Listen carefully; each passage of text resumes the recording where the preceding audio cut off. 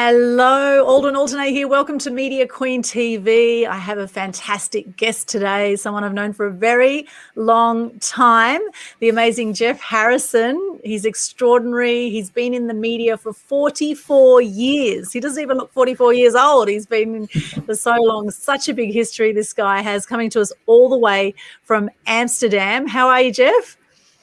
Hi, Aldwyn. Great to talk to you from Amsterdam in the Netherlands.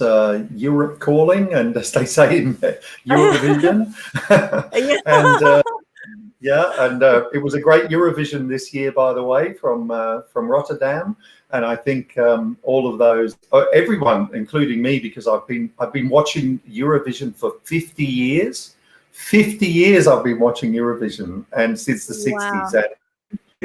And I must say that the presentation this year, and I think everyone would agree in Australia, was absolutely fantastic. The presentation of Eurovision has really gone to another level this year. Great stuff. Yeah, looking forward to Australia being back in again next year as well.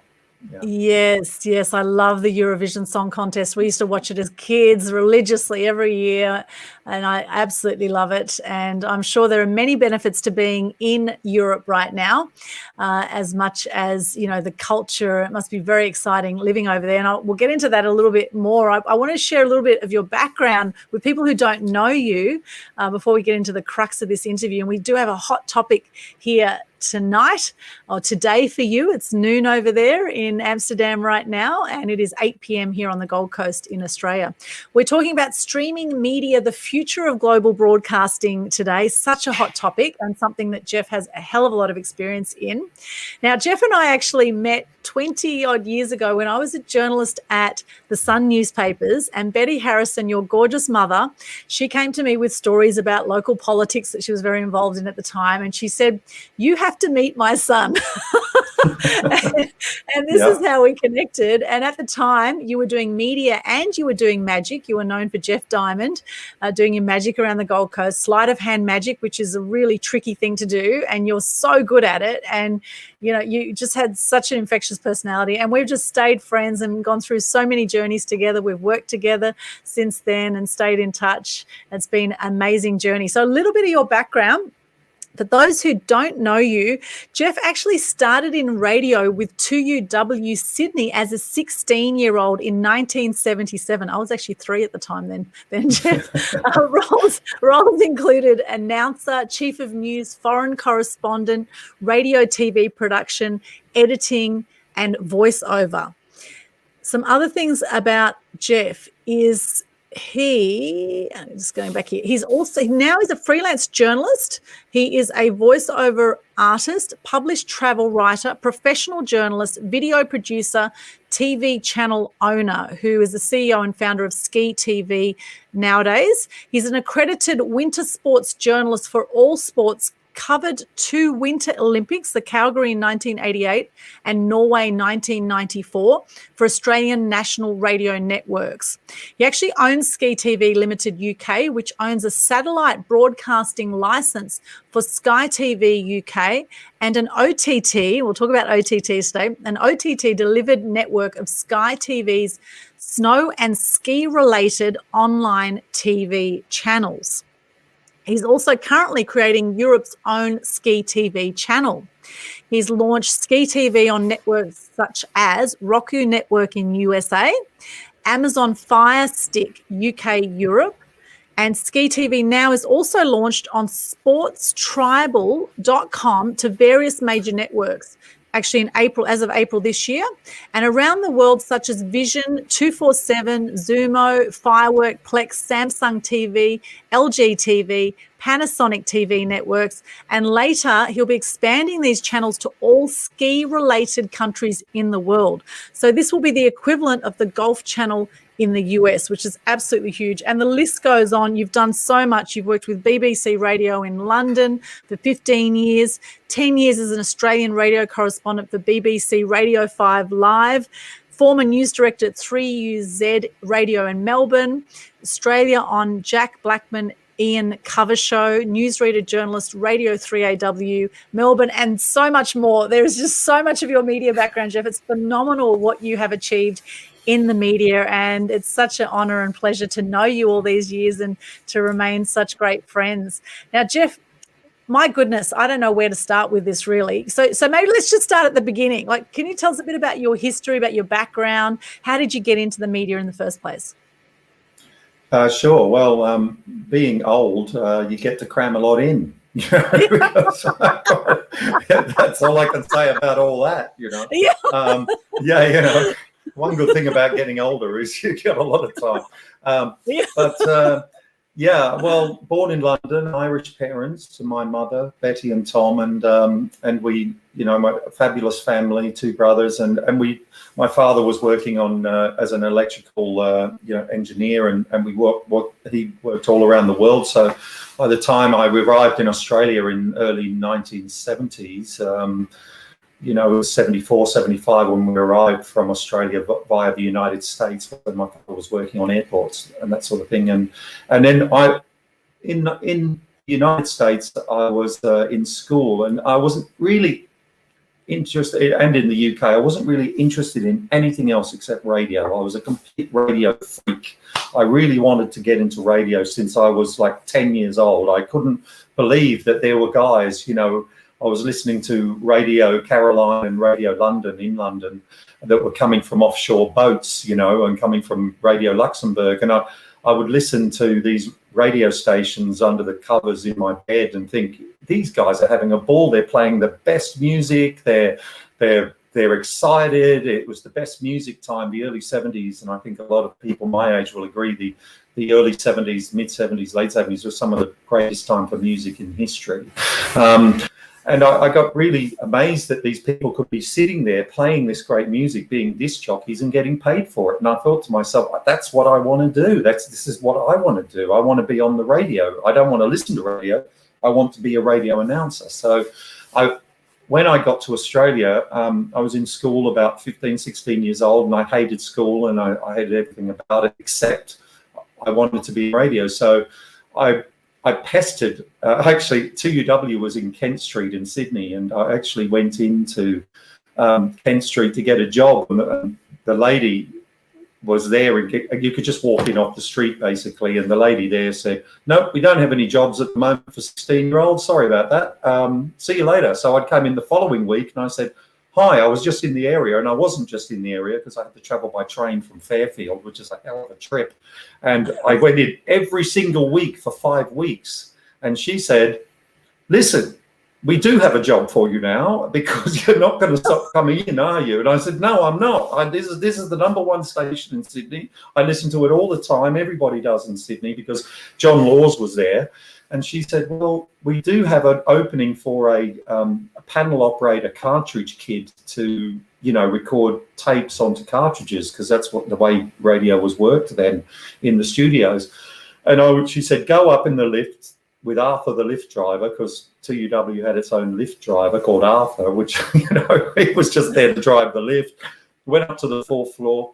Saw Bill Gates, who was a very, very fun, not the computer Bill Gates, but radio Bill Gates, who was a very, very famous radio announcer in his time, but he was actually program director of 2UW at the time. And I'm sitting there in his office as a 16-year-old, really nervous. And he said, and by the way, Bill Gates discovered the Bee Gees. He was the Bee Gees' first manager, and the Bee Gees are named after his initials. BG, Bill Gates, Barry Gibb, that's how they thought up the name. And so he said, he said to me, hey, listen, so I hear you've got a bit of radio experience. And I said, yeah, because I actually was in radio and TV class in my school in America. And he said, oh, good, well, come down and I'll show you the studio. And if you can, if you think you can run the panel, which is the, audio panel back then, which is a 12-channel mixer. And he said, you do have experience running all of this, don't you? And I said, oh, of course I do. I can run anything. Are you kidding me? I didn't know anything about it. It was huge. Like walking into a 64-channel, recording studio. And I said, of course I can run this, Bill. Of course I can. He said, oh, can you start on Monday then? I said, sure. So the first week I absolutely botched everything, and the guy who was my boss said, "You have no idea what you're doing, do you?" I said, "Actually, no, I don't. I just said all this stuff to get this job. I have no idea." So he said, "All right, we'll sit down and train you for a week." We didn't expect to do this, but I spent a year there, and I ended up becoming John Laws's panel operator, and working with all the big names at the station, which was Ward Pally Austin, and all Keith McGowan and John and Malcolm T. Elliott, and I was working closely with all of them because I would prepare all their cartridges for their shows and their recorded advertisements, which they'd do. So that was an incredible year. And then I thought to myself, do I want to spend my time here being off air? I want to be on air. And I applied for a job at 17 with 4NA Nambour in Queensland, which is just up on the Sunshine Coast. And they had a job going for an announcer. And I applied for that job and I got the job, and had to leave Sydney, and bit of a culture shock going from the bright lights of Sydney, where I was also DJing in nightclubs at 16. And hit Nambour, which was a tiny little town of 1,000 people. So it's a bit of a culture shock from the bright lights of Sydney to this tiny little place, where I'm on air in the evening, 7 till midnight, to virtually nobody, but a beautiful place. And back then in 1977, it was completely untouched. The Sunshine Coast, I think we had at Maroochydore, there was one building, which was Surf Air, one on the site at Maroochydore. Wow. That was it. And there was Surf Air and the Surf Club. That was it. That was the only buildings there. And, I could have the whole beach to myself during the day because I had all day free, of course. So I could go and lie on the beach, and completely deserted, no one there, and a tiny little town. And then from there went for 3 years in country radio, moving around, a year at each station, went from a year in Nambour, got offered a bigger job at 3DO Bendigo. And that was in 1978. And 79, I joined 3KZ in Melbourne, which is a really big metropolitan radio station. I was doing overnights there, mid-dawns. And then in 1980, the station Fox FM started, and I was one of the original announcers on Fox FM for 3 years, the first FM stations in Australia. And since then, 3 years there, got into news, lost a bit of interest, by the time I was 23, I found playing music a bit boring, and then became very interested in news and current affairs, and did my cadetship as a journalist in 1984 at 3MP Melbourne. And then spent 2 years there, and then joined 3AW, Melbourne's #1 radio station, as a journalist, and went on in the mid-80s to cover a huge range of stories.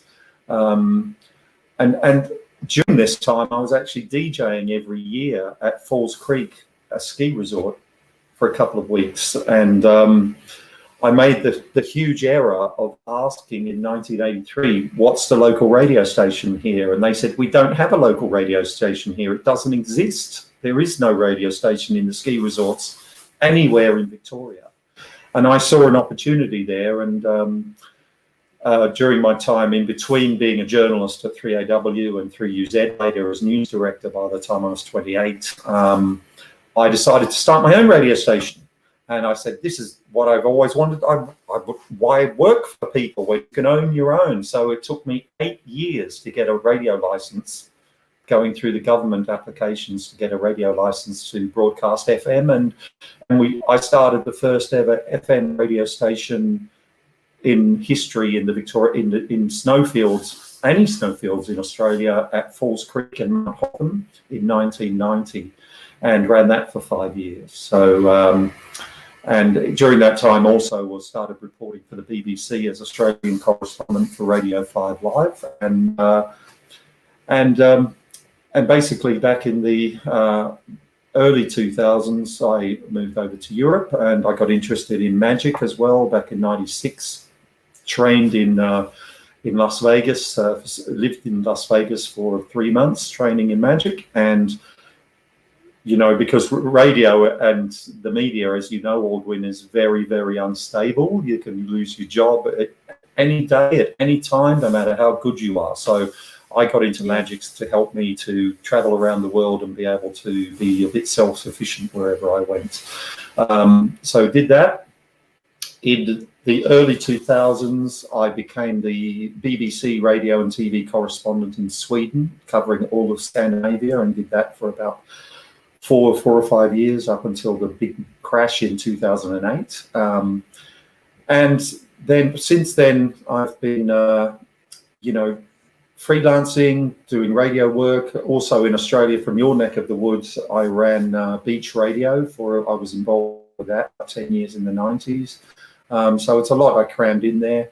And since then, in the noughties, I suppose, 2000 from 11 up to recently, I've been running Ski TV, which is an online streaming channel for the world's 100 million plus skiers and snowboarders. And that started in Australia back in 2015.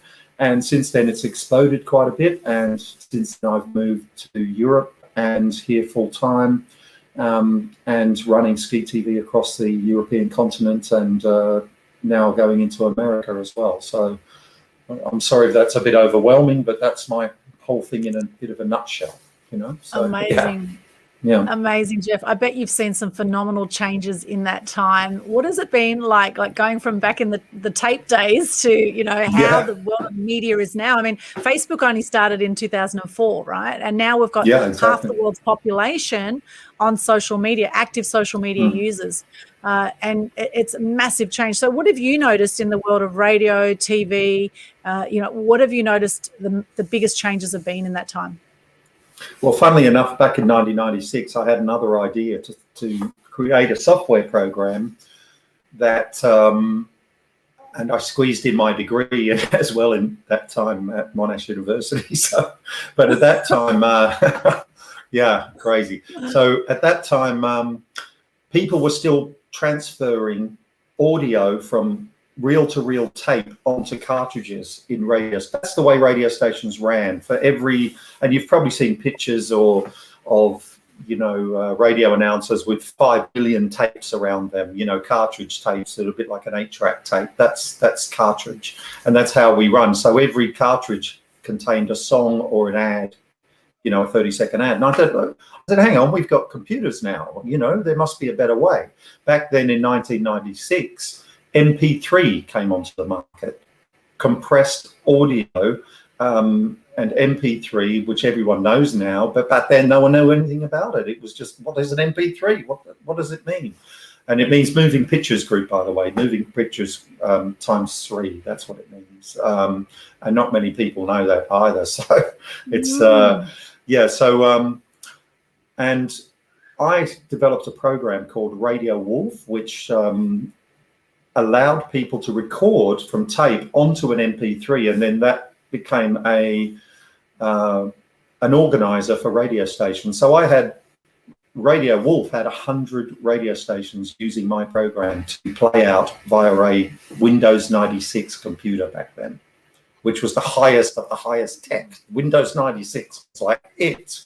It was full on, and it ran very, very successfully on that. And, we got to all these stations across the world. And then we had a little program called Winamp come in. Winamp, I don't know whether anyone remembers that, but Winamp came in and sort of blasted us out of the water, because Winamp had huge resources, had huge, marketing budgets which went across the world. So that became sort of like a temporary thing that we were doing. We couldn't compete with that. And then, of course, everything exploded between 96 and 2000 for people to use computers to run their systems, because I predicted in 1996, one day there's going to be streaming radio stations where people can use their own, can have their own streaming platform where it can be Aldwyn Altuney radio, and that's come to pass now. But back in 96, no one thought that could ever be a possibility, because we all thought, no, there's no way normal people can run TV or produce their own TV programs or run their own radio station. And look where we are now. Things like Zoom and things like this platform we're on now allows people to do it. They're not be professionals, not be radio people, not be TV people, but they are doing it now. They're creating their own media in a fantastic way. And I applaud that because it opens up the whole world democratically for media production. And, you know, the whole thing is exploding, as you know, especially in the pandemic in the past year. People have, you know, a year and a half ago, who knew about Zoom? Zoom was like, whoa, what is it? What is it? It's nothing. It doesn't affect me at all. Now the whole world is running around Zoom. You know, the whole world is doing that, and that's very, very exciting for everybody.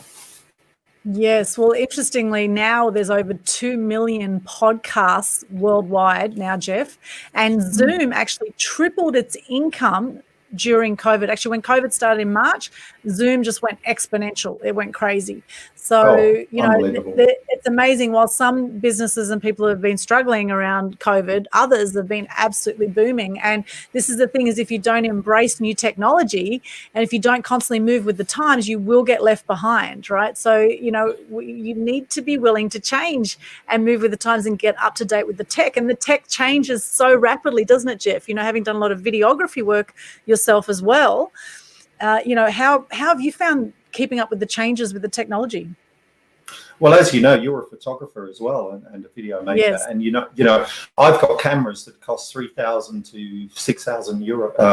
Well, dollars. I keep saying euros because I'm in Europe. But you know, there are phones now that you can buy for $500 that do exactly the same thing as a $5,000 camera, broadcast camera.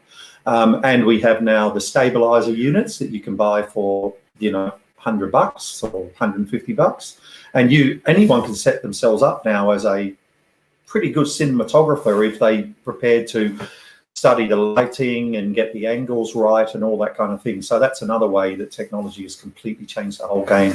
It's opened up huge amounts of creative possibilities for people who in the past didn't have access to those high quality devices, you know, where you can, for under $1,000 now, you can set yourself up as a pretty good videographer and photographer using phone technology and all that sort of thing. The sensors in those phones are just incredible now. You know, it's amazing. But what we're talking about today, I suppose, is streaming media, and streaming media is just exploding. And what we've got now is convergence between broadcast media and streaming media. The old way of doing it was to, if you wanted to create a television channel, you had to have millions and millions of dollars. You had to, you know, get a license from the federal government. You had to, you know, you're talking Kerry Packer time here of billions that you had to put behind this. And now with the new technology, with things like connected television, and that's why Ski TV is going so well now, because we have the ability to jump on the platforms and deliver our service to hundreds of millions of people around the world without all the massive expense. It's still expensive. It's still, you have to play our providers that cost a few thousand a month. You have to have, you know, but it's nowhere near what it used to be. The only thing we had in the past was satellite delivered, and we're all moving now away from satellite to IPTV, which is Internet Protocol Television. And the great thing is that practically every television you buy now is a connected TV. You know, you'd be absolutely crazy not to buy a TV that is connected now. And those TVs come with bundles of channels already preloaded into the TV itself.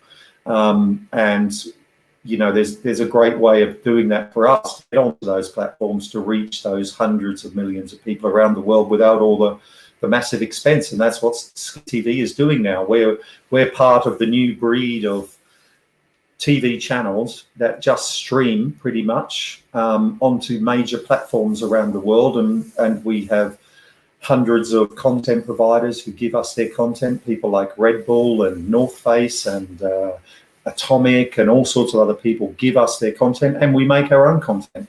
So it's a combination of both. And you can see all that at skitv.tv. Free online, it's all free to watch.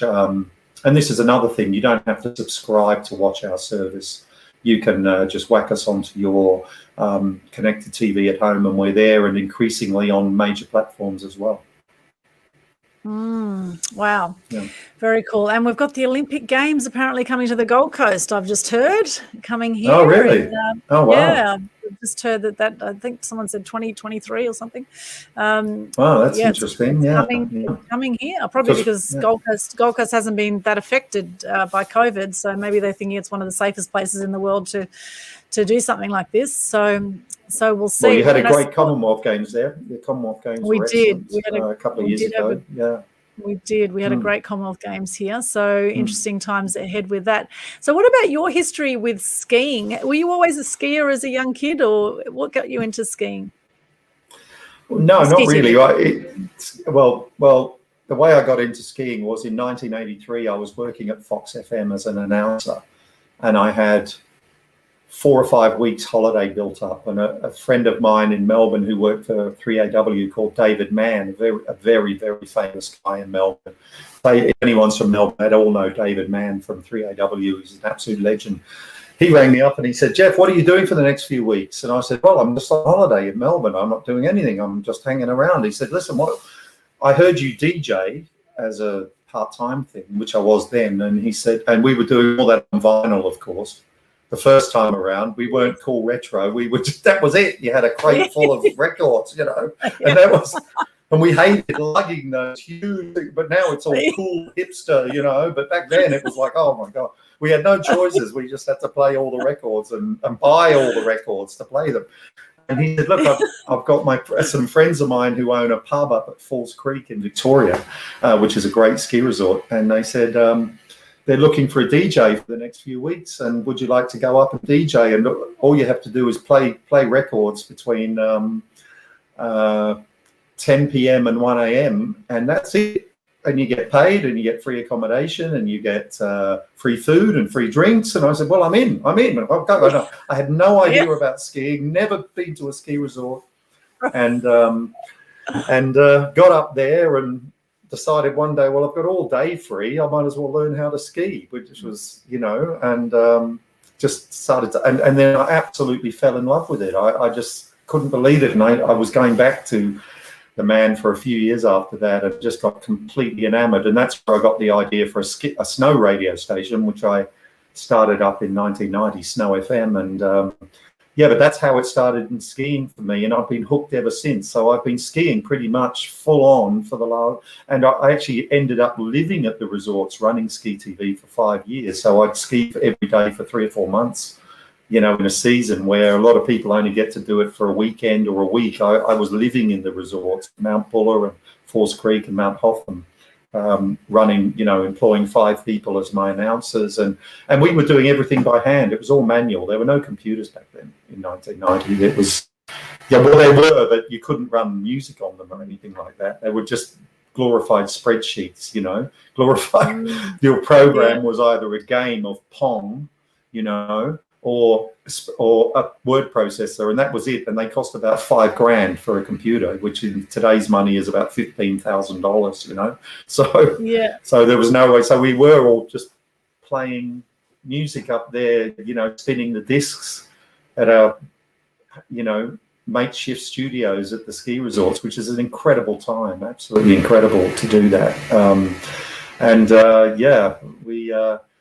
And that's how I got involved in ski, and I've been hooked ever since. And that's how Ski TV came about from those days. Yeah. So yeah. Amazing. I bet you got up to all sorts of mischief up there, Geoff. I can just imagine what happened in those days. Oh yes. Well, there's a lot of things that happened in the 80s and 90s on the ski resorts that you don't want to know about, party wise, and I was a lot younger then, and it got to the point where it actually got to the point where I had to get counselling for alcohol abuse. I had to, because, and I have absolutely no shame in that. And I think if anyone's in that position, do it, because as you can imagine, when you're running a radio station at a ski resort, everybody wants to be your friend. Everybody wants to hang out with you. And these people who come up to the ski resort, they're on full-on holidays. They are there to party. They're there to ski and party. There's only two things going on there.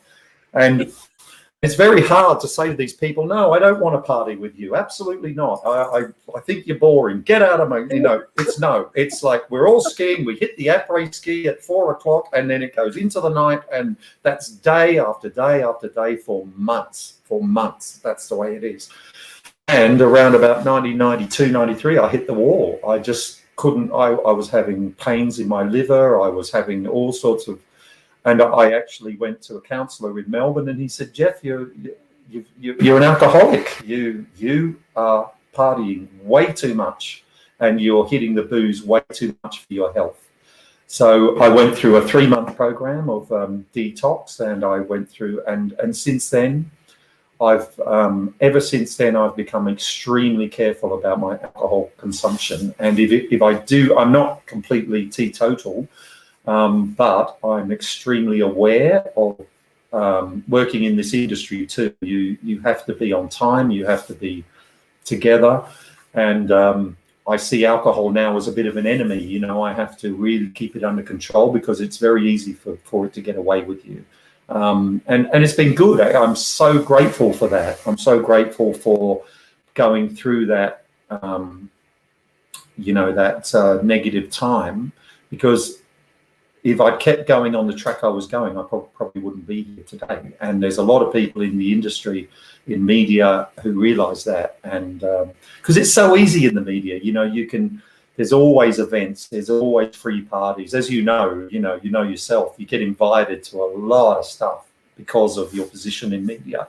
And there's a lot of people who let it get on top of them. And I'm grateful that I got the counselling and decided to go in another direction and another path. Yeah, I can really relate to that. Actually, 92 to 94, I was doing a media degree at the University of Canberra. And up until that point, I actually went through a really dark period in my teenage years in Sydney where I was drinking a lot and smoking a lot and doing drugs and all sorts of stuff. I was very self-destructive, very angry with the world, and didn't feel I could really change it in a big way until I found the media, and the media was a great outlet for me to help express things that I saw that angered me or saddened me in some way. I wrote things, stories about duck shooting. I couldn't believe people were shooting ducks for fun. I wrote about, the environment, about recycling, about female circumcision, about battery farming of chickens. Whatever I saw that angered me or saddened me in some way, I would write about back in those days in the university newspaper. And I actually applied for that job 3 times before I got it. So I can really relate to your persistence as a 16-year-old in radio. You've got to be persistent, right? You've got to have this thing about you. And as a journalist, and, having since then, been an entertainment reporter for years and getting invited to so many VIP parties, I ended up, after that, actually drinking a hell of a lot at a lot of parties. And you get to the point where if you keep going like that, you will burn out. And this is why they actually say there's a 5-year burnout with journalists, because a lot of them are just so stressed off, like it's the constant deadlines, and the way they release their stress is by drinking often. And, it can become a really bad habit, I guess, that, you're drinking, you don't even realize how much you're drinking, and, your glasses keep getting topped up all the time at these VIP parties, and, next thing it's just not a pretty sight. So, that's true. So, but we live and learn. And, and I know a few journalists actually that have died in their early 60s that because it was very common for journalists to go to the pub on a Friday night, and they were big smokers back then, big drinkers. And, I know a few guys died of cancer. Are you kidding? Friday night, are you kidding? It was every single afternoon I used to, when I was at 3AW in the newsroom, Darren Lynch, which I'm sure is familiar to a lot of people. I mean, he would finish his show at 9 o'clock and then hit the booze. He would be on it, bang, with his team, because they'd be working. He was on 9 till 12 on 3AW. So as soon as 12 o'clock hits, they are on the booze. And I was invited to a couple of those things because I contributed quite a bit to his show, doing special reports and things. And I couldn't handle it because they would get off air at 12 and it was a team of about 5 people, and they'd sit in their offices in 3AW, and all the full strength VBs would come out, and the scotch and everything. And that was every single day. every single Right. day.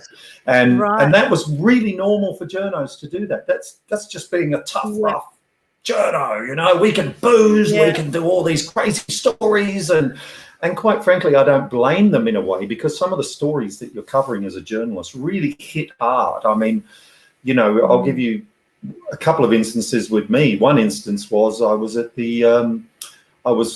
at night in a newsroom, and I get a call that something was happening in Hoddle Street in 1987, right? Hoddle Street, which turned into the Hoddle Street Massacre. And I went up there in the news car to see what was going on, because that was my job at that time.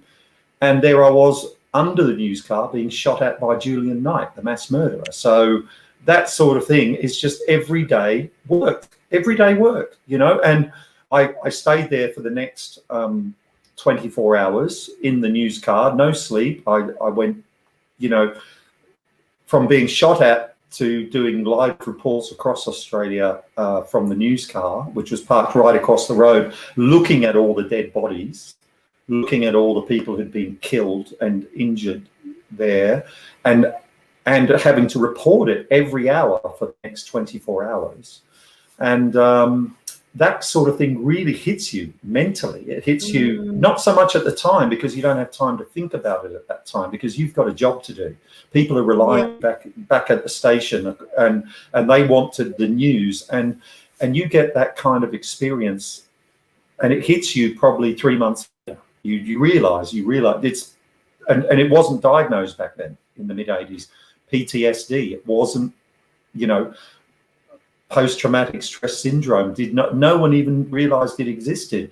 And when you go through those kind of experiences as a journalist, where you're right on the front line, it can be extremely damaging to your mental health. And a lot of people used alcohol, and including myself, to cover that up, you know, to say, oh, it wasn't that bad, it wasn't, you know. Whereas most people, even police officers these days, if they go through any kind of event like that, they're off work for 2 years, you know, on complete full pay and rehabilitation. We didn't have any of that back in the 80s. That didn't exist for any of us. And it didn't exist for police. It was all just get on with it, you know. Yes, sure, you were shot at by a mass murderer, but just get on with it. You know, it's not, no big deal. What kind of a person are you when you can't just brush that off?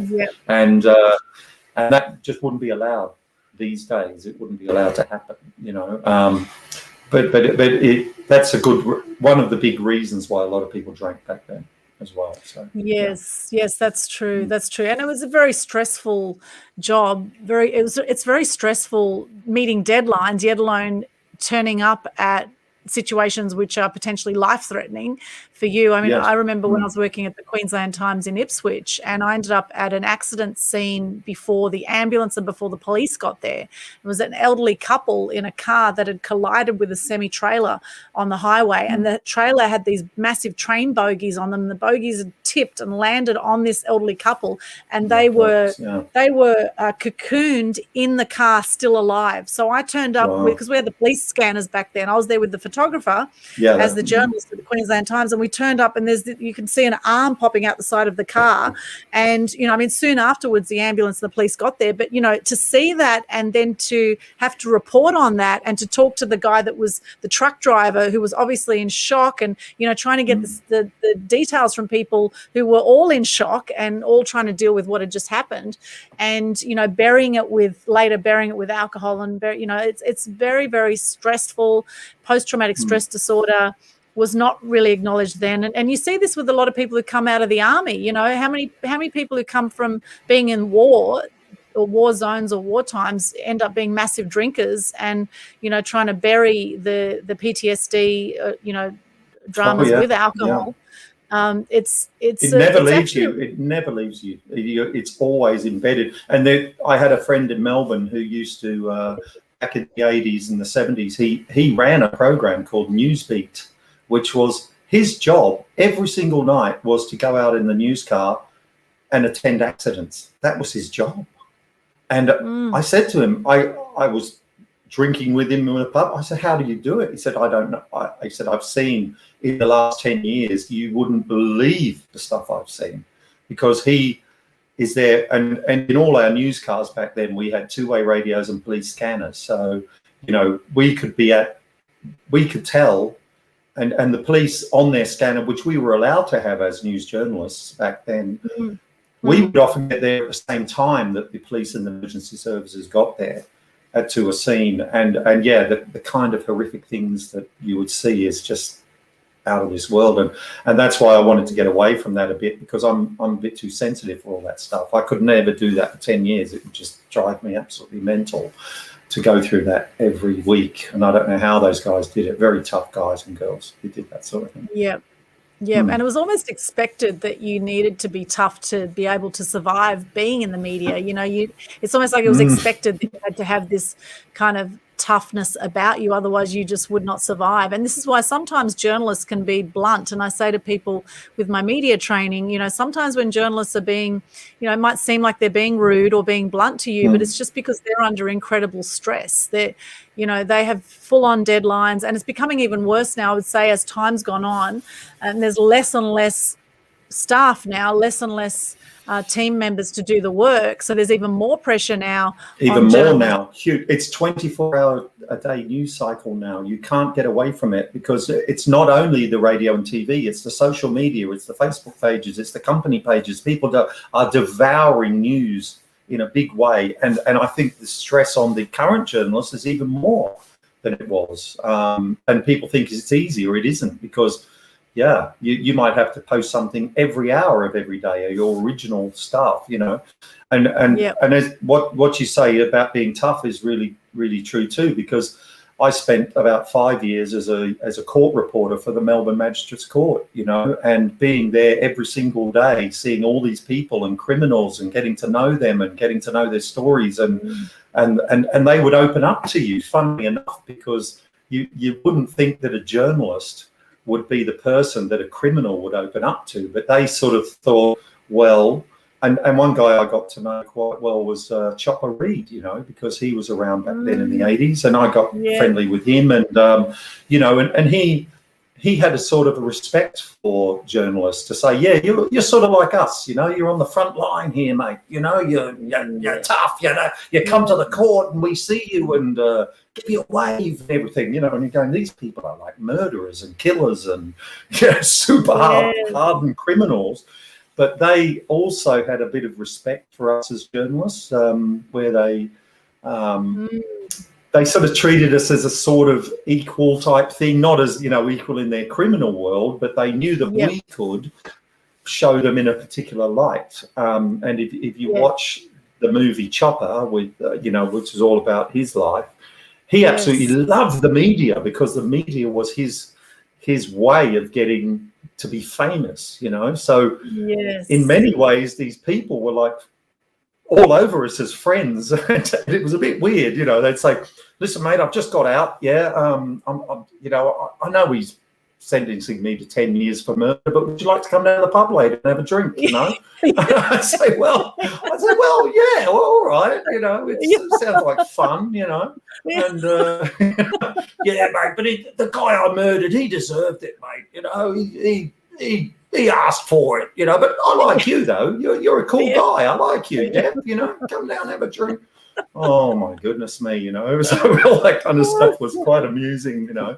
And I wouldn't change it for the world, because it was really, really amazing. Experiences, you know. I interviewed Chopper Reed actually in the early 2000s as well, when I was the entertainment reporter at The Sun. And I remember when he did a show at the Arts Centre back then. I remember the show. Yeah, and he was a stand-up comedian in the end, you know. He did a whole... And you know what it's like? His charisma is incredible. He's a very likable guy for a mass murderer, you know. It's sort of crazy. Yeah.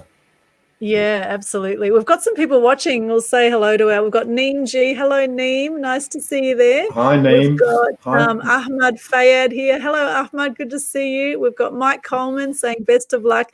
Your gorgeous mum, Betty Harrison, just hopped on. Great interview. Hi, Mum. Thank you, Betty. Thank you so much for the introduction, so cool. Betty, 20 years ago with your son.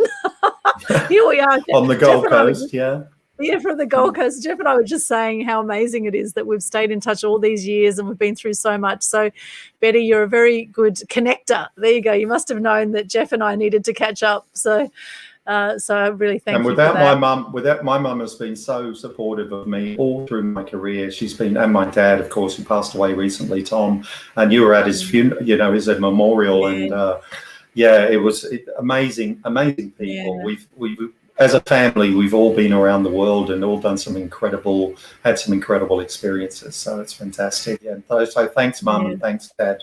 I know Dad's looking down on this as well. So thanks. Yes, he is. I'm getting goosebumps. It was a phenomenal funeral, and what amazing parents you have together, 60 odd years. Just extraordinary. Oh, getting emotional. It was, you have come from very good stock, Geoff. You have great family. Yeah, fantastic family, and a family that around the world. By the time I was 15, I'd lived in London, Ireland, Los Angeles, and Australia by the time I was 15. So it was an incredible journey and ride for all of us, And that went back to my dad. As I said, he was working in electrical engineering all around the world. So we got to travel at an incredible time, and it's been an incredible life. It's just been amazing. And the next 10 years are going to be incredible as well, with the whole convergence of streaming media and the way that everyone can participate and everyone can be on television now without having to be, super professional journalists. People can become their own journalists these days. They can. And I know you do. You say that in your courses, that you give them advice on how they do that, and how to get free publicity and because that's what it's all about now, is getting your message out there to the world. And the internet has been such a game changer, as you know.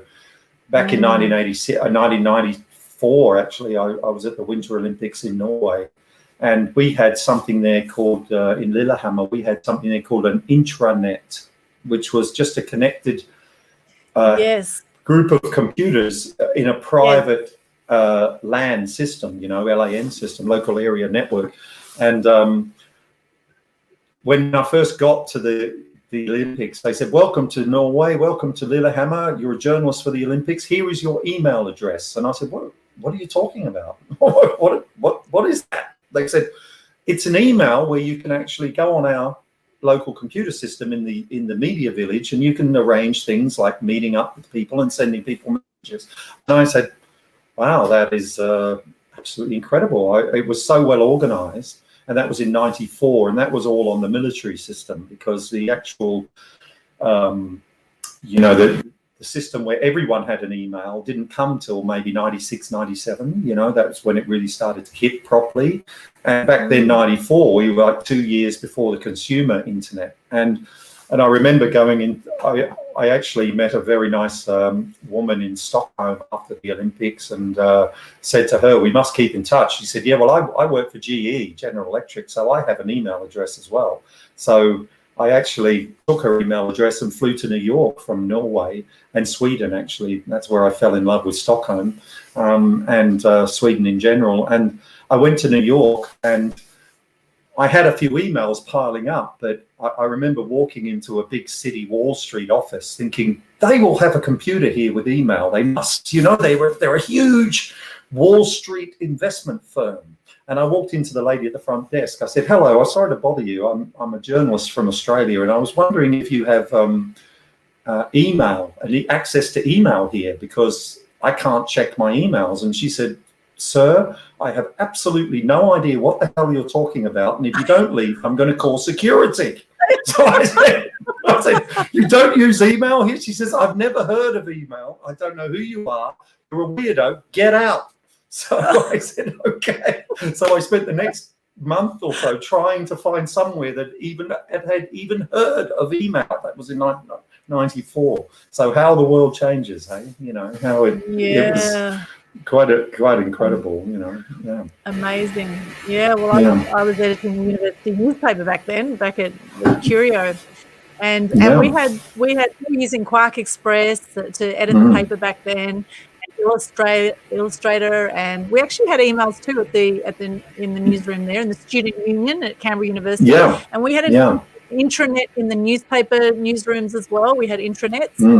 So I guess unless you were in the media or in government, you probably didn't know about it, I guess, back then. No. Everyone discovered it around about 1996. Normal, everyday people thought, hang on, I can message. I've got email. And they did a whole movie about it. You've got mail. There was a whole movie about that whole thing, with Tom Hanks. And it's incredible because it was so new and so different. And I feel sorry for the kids these days because they didn't experience the actual old world where you didn't have email. You had to either ring someone up or send them a letter, a handwritten letter. And, and if you rang someone, it was about $20 for 3 minutes if you were going long distance, and you couldn't attach anything. You couldn't, all that kind of thing was in its infancy. So, how the world has just changed within the period of 20 years. It's just completely changed the whole planet, which is very exciting. Yes, it's great. Now, Betty, your beautiful mum, she's saying 64 years she was with Tom. Wow. Oh, yes, 64 years married, They got married in 56, Betty. I believe, 55, 56. Amazing. 64 years. And she says, what about Radio Events Melbourne? Oh, yeah. We ran in the federal government in Australia allows you to start an event radio station for an event like the Commonwealth Games or the Grand Prix. You can go on air for about a week or two with a temporary radio station. And we did that in Melbourne for the Grand Prix, the first ever Melbourne Grand Prix. We ran Grand Prix radio from our home in Richmond, where my mum was helping me with that as well. And we had a whole radio station set up in a living room, broadcasting to the whole of Melbourne on 91.5 FM. And that was Grand Prix radio. And that was our first big one that we went into. Then we went on to do Masters Games radio and World Police Fire Games radio under those same circumstances where you can get a temporary license. And that is very exciting to do. And I want to do a few more of those in the coming years for various events as well. They do those for things like the Australian Open in Melbourne. The big sporting events have all their own temporary radio stations. So that's very exciting to do as well. So, I do believe the Big Bowls Championship, you have the World Bowls Championship on the Gold Coast, and they also have their own radio and television channels running temporarily, which is pretty exciting stuff. And that's a very exciting area to be in as well. So, Well, it's fantastic that you've got your finger on the pulse. So let's talk more about streaming media, which is our topic today. Yeah, sure. We can talk for hours about your story and your media. Stuff, I'd say we'll do more interviews and more chats down the track with you, Geoff, because you've got such an amazing history, and I'm sure you've interviewed some phenomenal people as well in your time. Actually, just who are some of the big names you've interviewed just before we get on to streaming media? Recently, the Hoff, David Hasselhoff, last year. Yeah, at the London Ski Show. Wow. And he was very, very gracious, and we can do a link to that. It's on YouTube. Just look up Geoff Harrison interviews the Hoff. You can see that on streaming media, on YouTube actually. Back in the early 80s, I interviewed Neil Sedaka, who's a very famous singer, and had lunch with him and dinner with his family and all that kind of thing. And numerous people in Melbourne society. And Bert Newton was one of my bosses. Bert Newton was my boss at 3DB Radio in Melbourne.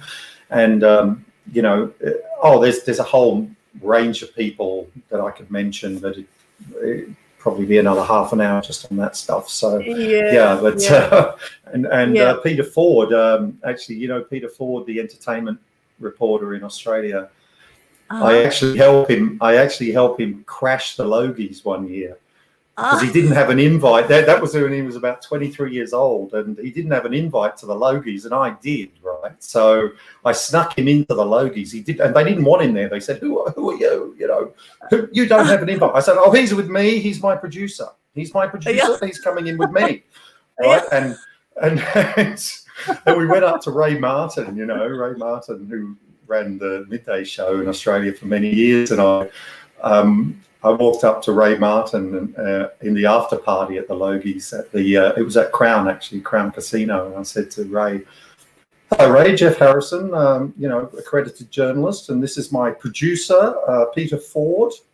And he said, I've never heard of either of you.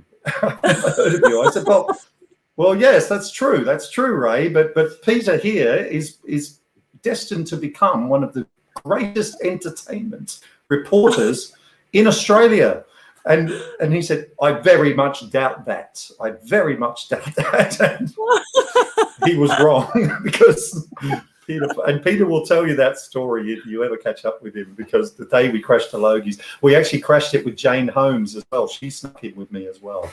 Jane Holmes, who is a very, very famous Melbourne radio personality and morning host. And so we got all those little fun stories as well. But but he ended up interviewing him. So it was quite funny how all those things happened. And I think the biggest person I interviewed was Michael Jackson in Melbourne, when he was in Melbourne. Wow. At the Hyatt Hotel, and it was his after party, and I did a little quick interview with him, which is I don't even know where the interview is now, because I interviewed him on tape. And he was very nice, and I started to hang out with my band, and I ended up taking the band to the Ivy nightclub, which is right next door to the Hyatt in Melbourne, and that was owned by Glenn Wheatley. So and the drummer from that band, he ended up playing with the house band. It was Michael Jackson's drummer, who was also the drummer for Madonna and Prince and all that kind of stuff. So he ended up doing an impromptu set with the house band at the Ivy that night. So that was pretty exciting as well. So wow. Yeah, all that sort of thing. Yeah. Amazing. And I've also had the great pleasure to interview some phenomenal people like Cyndi Lauper, Hugh Jackman, Russell Crowe. In America, I interviewed Vanilla Ice, Charlie Sheen, Jewel, some phenomenal people. And, these are all people just like you and I. These celebrities, they're just like you and I. They're just people that have followed their passions, right? They love what they do, and they've gone out and they've created something extraordinary with their, imagination, with their talents, with their, whatever it is. They're passionate people that have gone out, and no matter what, they've gone and done what they love to do, which I think is the trick to life. And using technology to actually get it out now is so exciting, which brings me back to streaming media. So back to streaming media, the potential of streaming media. So can you tell us a bit, Geoff, for those that don't really understand this world, what are we really looking at when we're looking at the future of global broadcasting? Well, we're talking about over-the-top broadcasting, which is OTT. Now, a lot of people get that confused, and they say, what is this OTT thing? Because this is what you're going to hear, over-the-top broadcasting. Over-the-top broadcasting means an IP-delivered platform, and one of the OTT platforms that has become very famous is something called Netflix. Now, Netflix is an over-the-top, basically it's a website with a bunch of movies on it. That's all Netflix is, right? And but now it's been integrated into platforms, distribution platforms around the world, where you can access it very easily on your TV if your TV is connected. So I think about, probably 7 out of 10 TV watchers in the world have access to Netflix at the moment, and Netflix is absolutely huge around the world. That's a prime example of OTT media. And in the future, all of these TV channels like mine, like Ski TV and other specialized channels, can get onto these platforms as well and become OTT streaming outlets themselves. So you have two things. You have the channels and you have the platforms. So platforms are things like Foxtel is a satellite delivered platform, but there's a lot of other platforms coming up. I think in Australia you have things like Stan TV, which is a purely an example of OTT IP delivered platform. So that's a good example. So then you have channels on that platform you can watch, which are streamed without having to go through satellite or without having to go through normal on-air transmission. It's delivered by the internet. So that's the way of the future. And the whole future of OTT media is really coming to the fore in the next 5 years. OTT platforms and streaming media will be the dominant platform. At the moment, it's getting up to, the normal media such as satellite delivered and broadcast delivered, but OTT is nearly equaling it now, and within 2 to 5 years, it will take over, completely replace those kind of things. So a lot of the traditional media that we've all been watching, the old-fashioned channels, are now also beginning to stream themselves, because they also understand that this is the future and they don't want to be left behind out of the streaming platforms. This gives a lot of the OTT platforms give a lot of opportunity for channels like mine, specialized channels, to become like Golf TV. Golf TV started out as an internet system back in the early 2000s, late 90s. Now it's a totally full-on broadcast. It's NBC Golf now, and it used to be just a little channel like mine, like Ski TV. So the possibilities for the future are incredible. You've got to identify your market. You've got to have a market that's willing to watch your channel, and then you can create something around that. And the good thing about Ski TV is we have, as I said before, about 100 to 200 million active skiers in the world who like skiing and who are interested in watching a channel like that. But there are also other channels that could be around, such as a knitting channel, or because the amount of knitters in the world, for instance, probably dwarfs anything, ski, golf, everything put together. There's a huge market for that. Probably 1 billion people in the world out of 6 billion are into knitting. It's incredible. Wow. And there's no channels to look after them. And that's what's going to happen in the future as well. That's just one example of, how a niche subject can become a broadcast or OTT channel. And there's a lot of other, and you've seen yourself the explosion in food channels, in DIY channels, in all this sort of thing. It's all starting to explode now. So it doesn't matter what, it's not a channel giving you what it thinks you want. It's you choosing a channel that suits you.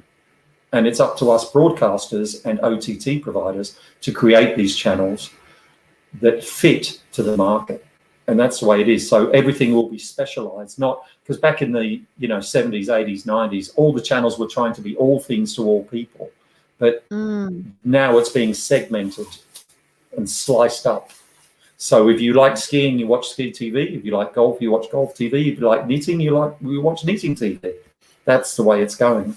And there's probably thousands of channels coming up in the next 5 years to cater for your every whim, which is very exciting.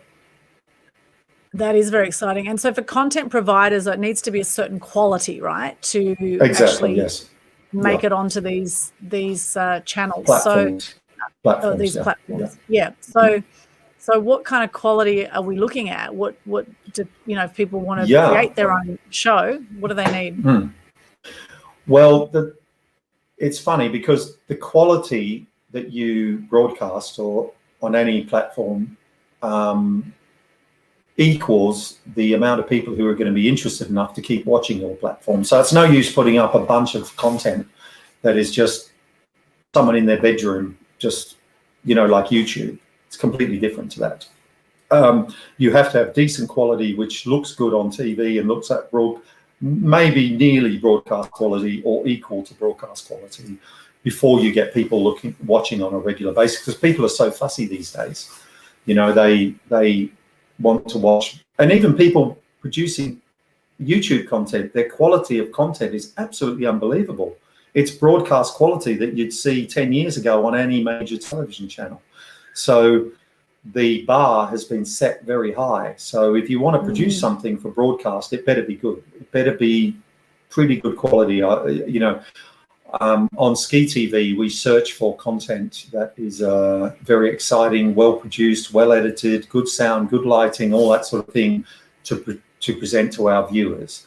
That said, there's also a lot of vloggers who are making great content that they're just doing from their home or on their ski trips. So it's perfectly acceptable as well, because it gives Ski TV a range. Because Ski TV is not like a channel such as Red Bull TV, which is, we use some of their content too. We have an agreement with Red Bull TV, but Red Bull TV is more into the extreme side of the market. You know, it's all extreme ski, extreme content, whereas our content is more of a magazine style show where you can find out about food and wine and resort guides and all that sort of stuff, rather than just watching people throw themselves off mountains, or out of helicopters, which is really great, but we're not that focused because that's Red Bull TV's area. And you know, Red Bull TV probably spend about 200 million a year just on production, you know, so we can't really compete with them in that area. But you won't see a ski resort guide on Red Bull TV, because that's not what they're after. They're after a completely different audience there. Yeah. So it's horses for courses, really. You know, it depends what your market is, what the interest level, and you must have some decent quality content. Yes, content is king. That's the words. Yes. You know, yes. And content drives everything these days. If you haven't got good quality content, you don't have a channel. You don't have, and it's all about capturing the eyeballs and making the eyeballs come back. And that's the way the advertisers look at it too. And you've got to have a hell of a lot of eyeballs to start making some money, as you know, in this business. Especially on YouTube, you can have like 100,000 viewers and you're nowhere. You know, you're just on your clip. It's crazy. You know, the amount of competition out there is incredible. You know, so yes, yeah. It is. So it's having the right message to the right audience at the right time, even, and yes, you know, having exactly. good variety of content, good quality. There's nothing worse than shaky camera, for example. Oh, yes, you know, using tripods are crucial, or having having steady cameras are really important. Lighting, framing, all those kind of things. So, and a lot of people are learning about that now, even on Zoom. They're learning about composition, lighting, framing. And they would say to people like us, "Oh, I tried to do something like you." You said, "Yeah, but you tried to do something, but you had a light source behind your head shining at the camera, which is, you never do that. We know never to do that, because it completely ruins. It will throw your whole face into shadow. So you've got to have really good lighting on your face. I mean, I'm here in my room here in Amsterdam, and I have two big windows in front of me shining light onto my face. Now that could be a light source as well, but I don't need it because it'd be too much light. But if I had the windows behind me, my whole face would be in shadow.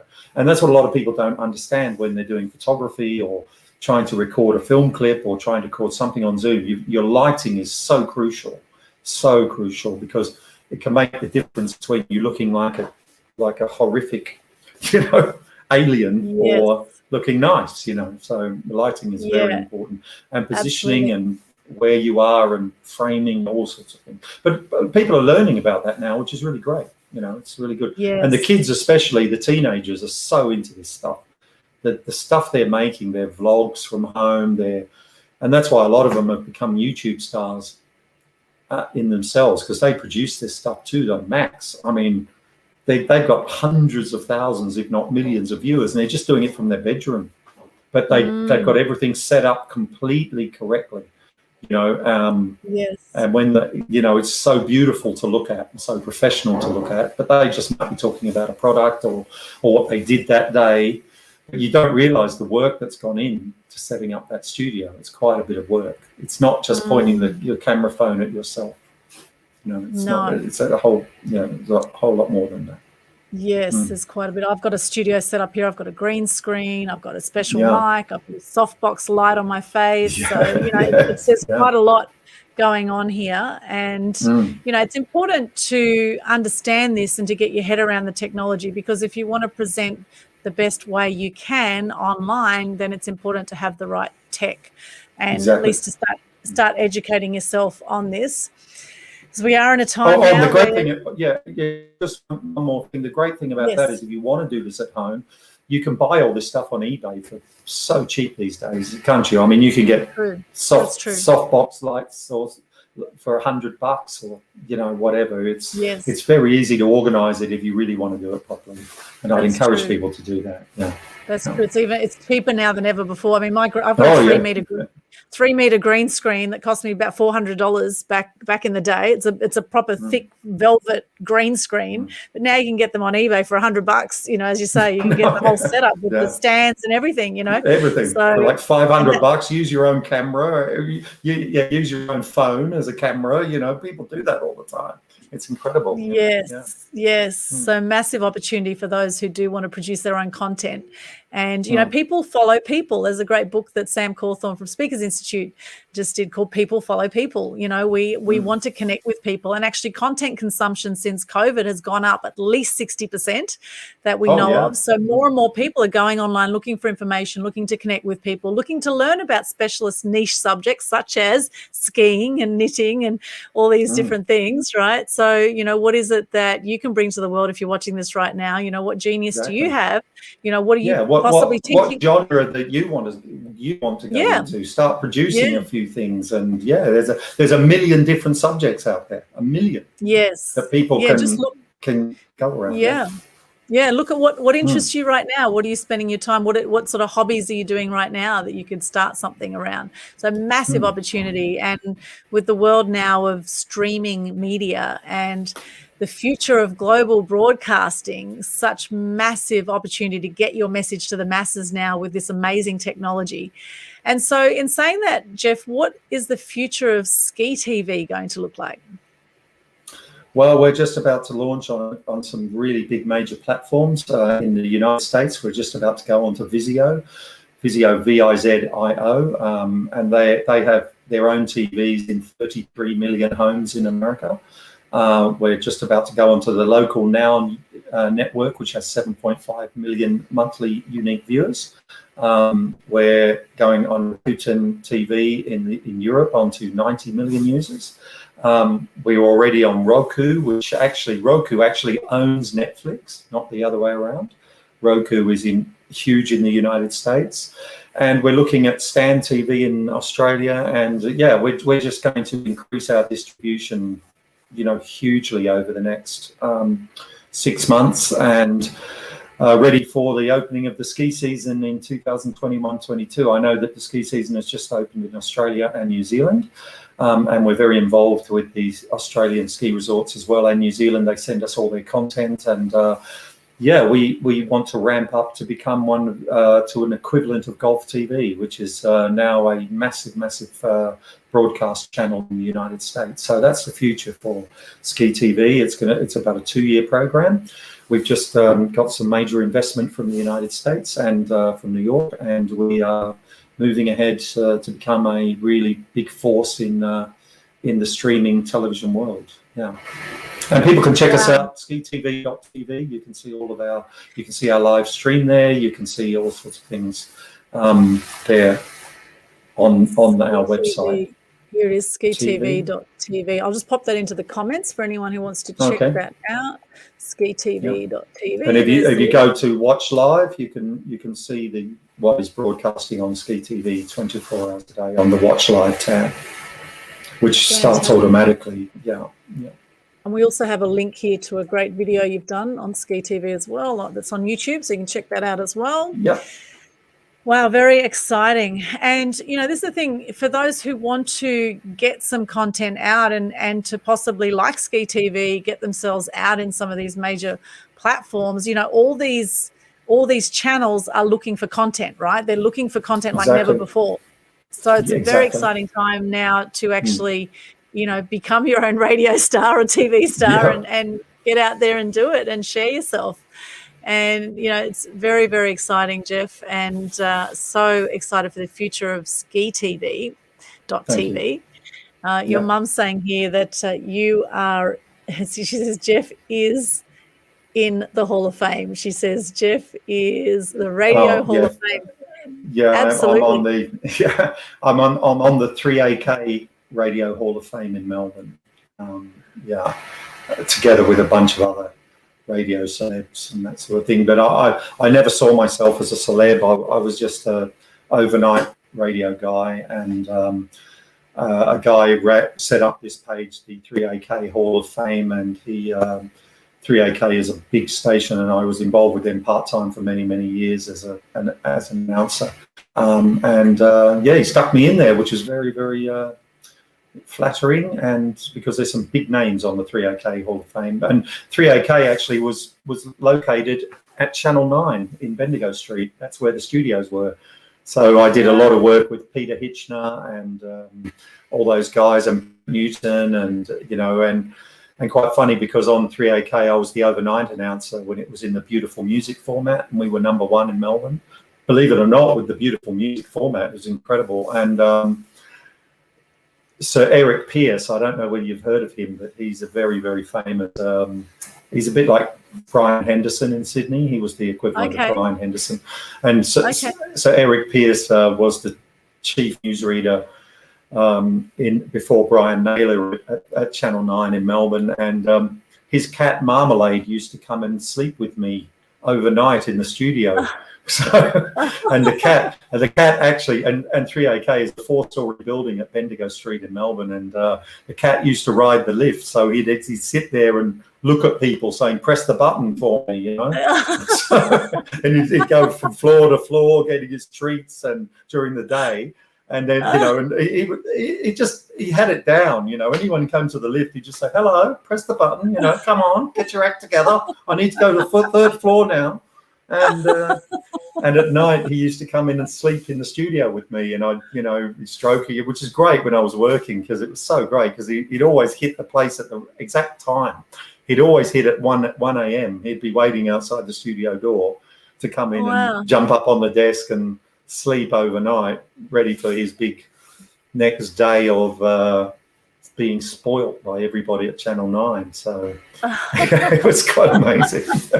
And if you look him up, Marmalade the lift riding cat, you'll find him. He's just incredible, and he was one of those typical ginger cats, and he belonged to Sir Eric Pearce, which was quite amazing. And Sir Eric used to come to me and say, "Geoff, and he had a very posh English.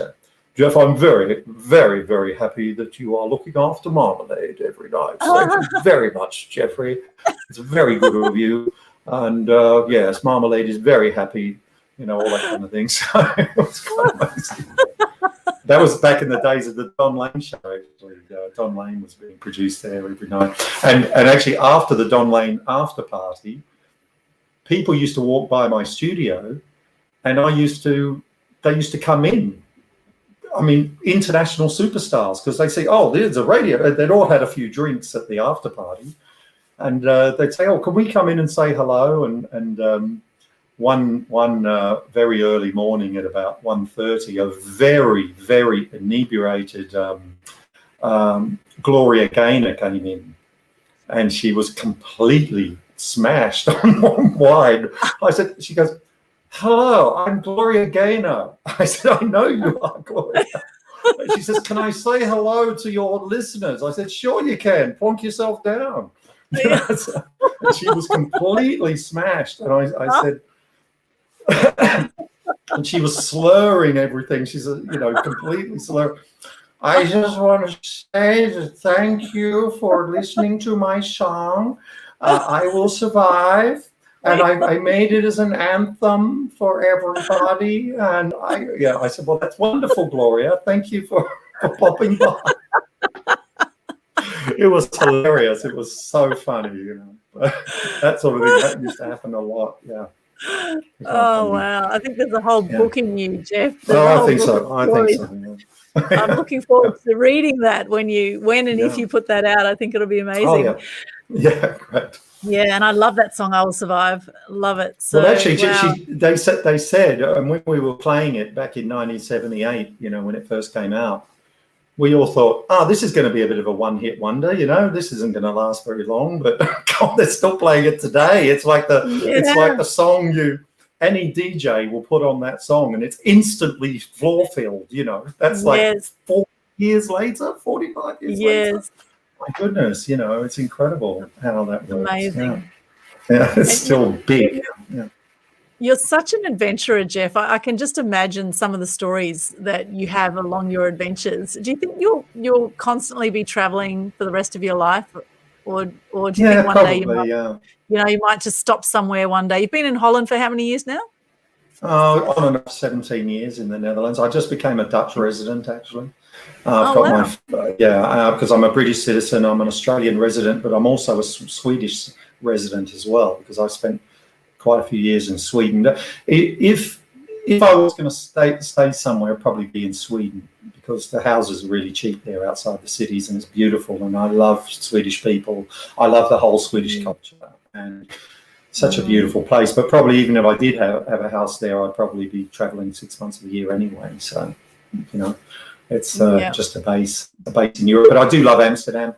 Amsterdam is equal on my list to Sweden. And for anyone who's been to Amsterdam, you know what a beautiful, stunningly beautiful historic city it is. And the people are lovely, and it's just a great place to be, So Amsterdam in the Netherlands is my top pick in Europe, apart from the ski resorts in Europe, of which there are many, 3,000 ski resorts in Europe. So there's a lot to choose from there as well. So, yeah. Wow. Yeah. Wow, so massive. It's great. And here's a bit of a deeper question for you. What advice would you give your younger self, knowing what you know now, having experienced what you've experienced, what advice would you give a younger version of you? Stay off the booze, number one. Number two, try and keep away from the ladies if you can possibly do that. Because the ladies can get you into a lot of trouble. All right. And can cause a lot of heartbreak and a lot of so try not to get to, and don't take yourself too seriously. Don't get into the whole ego thing. I never really did that. I was never one to say, I'm a famous person, because I've seen a lot of famous people and I've seen the detrimental side of them.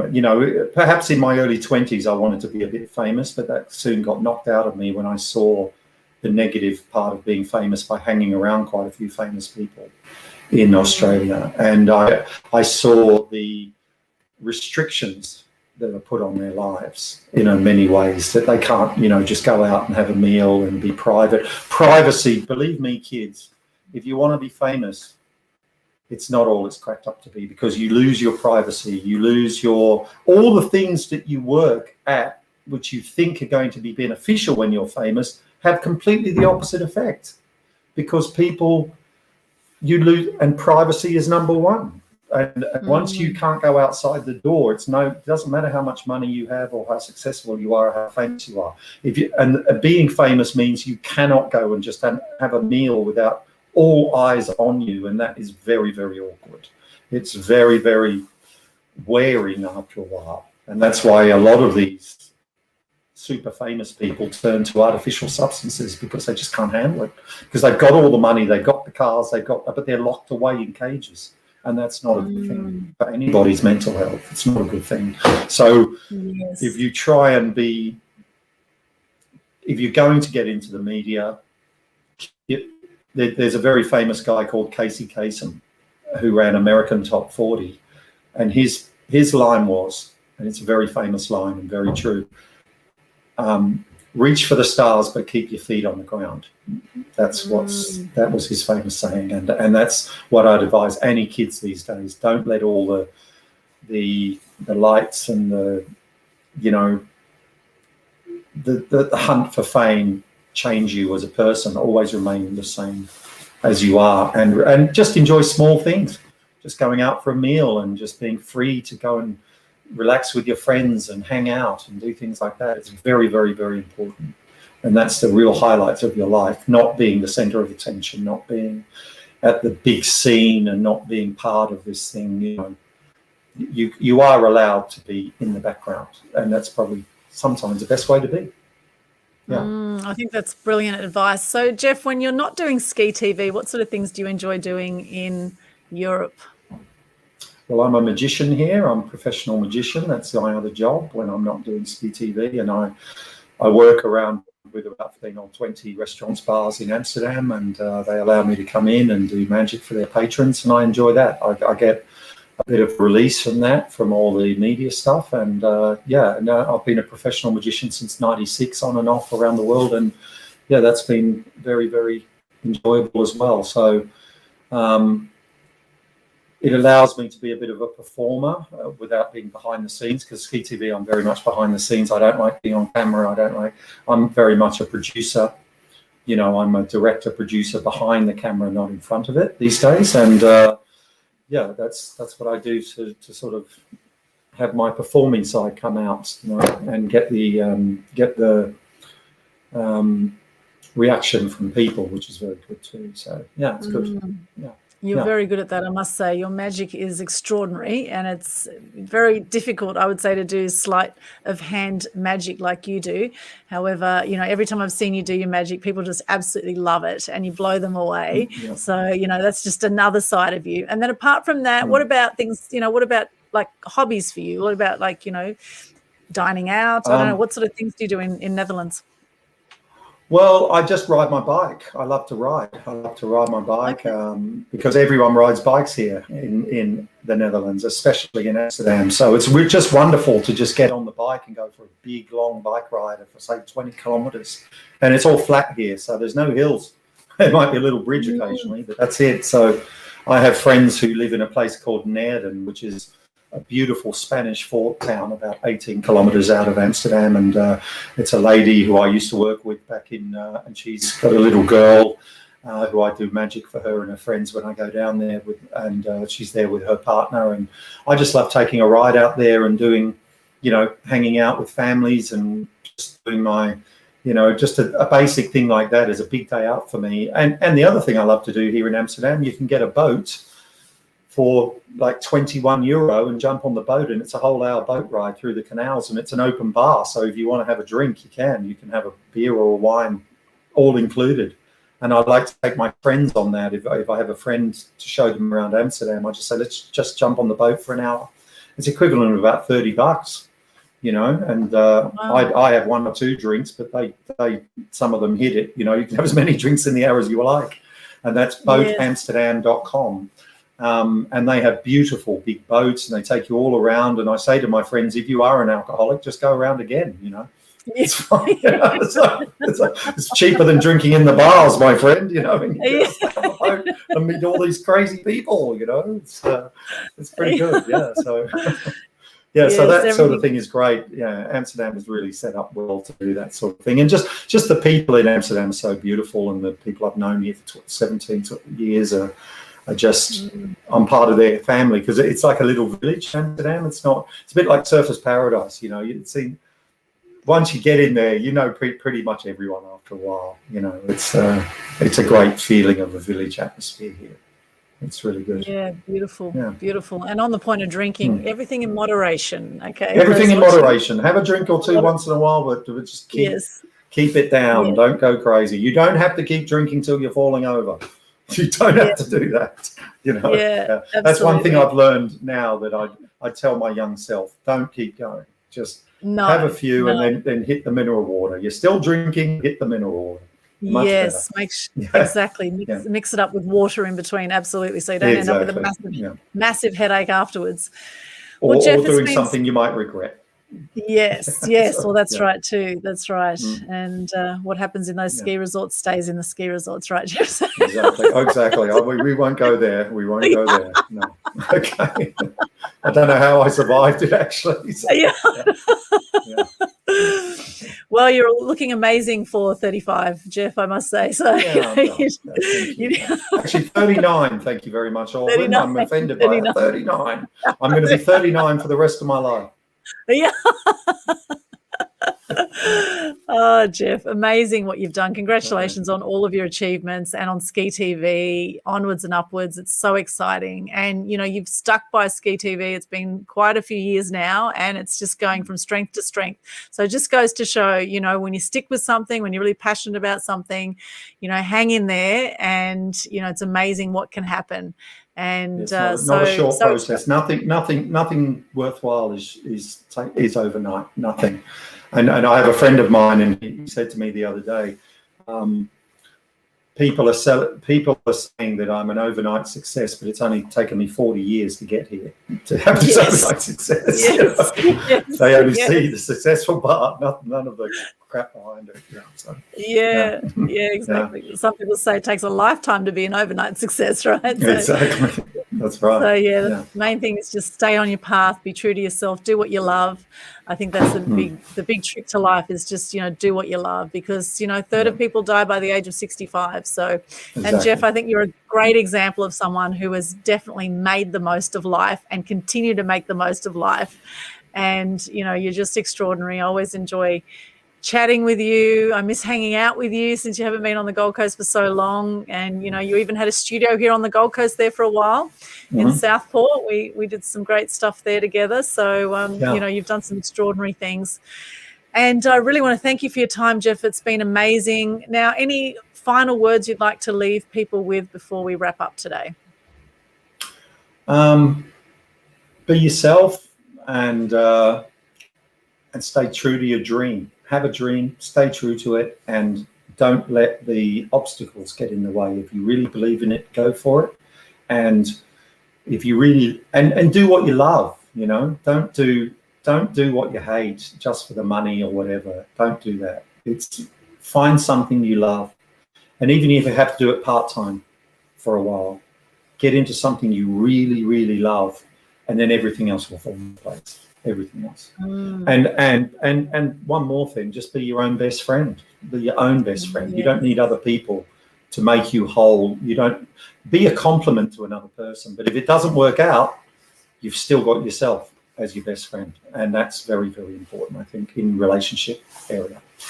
Yes, great advice there. You're with yourself from the beginning when we come into the world, and we're with ourselves at the end as well. So, learning to be your own best friend, I think that is massive. Having that self-love and, being able to, fill your own cup up so you can help others with the overflow, right? So, being the best version of yourself, which you certainly are, Geoff, and always enjoy chatting with you. I'm trying, You're doing a great job. And thank you. So check out Ski TV for those watching this. Thank you so much for joining us. And Geoff is actually going to be presenting at one of our Mass Media Tribe events. We've just locked the date in for October 6th, 7 till 9 p.m. Australian Eastern Standard Time, which in the Netherlands will be noon on the 6th, from noon till 2 p.m.